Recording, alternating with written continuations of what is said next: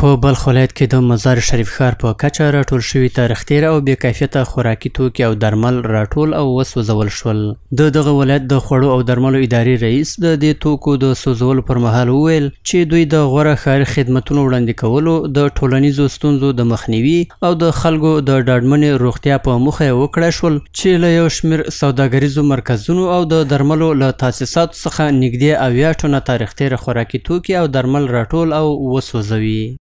ما از 7322 قلم ادویه و همچنان در حدود 790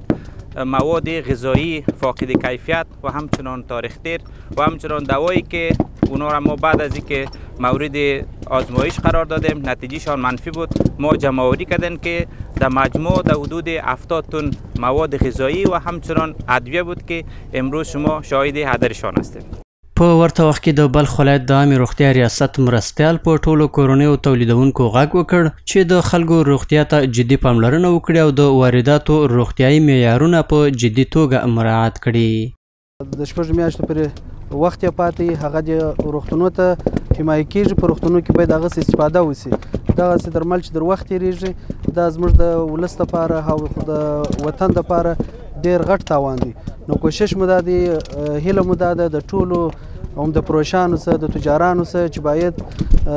کوم درمل چې د شپږو میاشتو وخت یې پاتې باید د صحتامې سره هماهنګي وکړي او هغه هیوادوال نه په جنې واخلي، استفاده جنې وشي په حوزوي روغتون کې، په نورو کلینیکو کې دا باید در وخت تېر نه شي.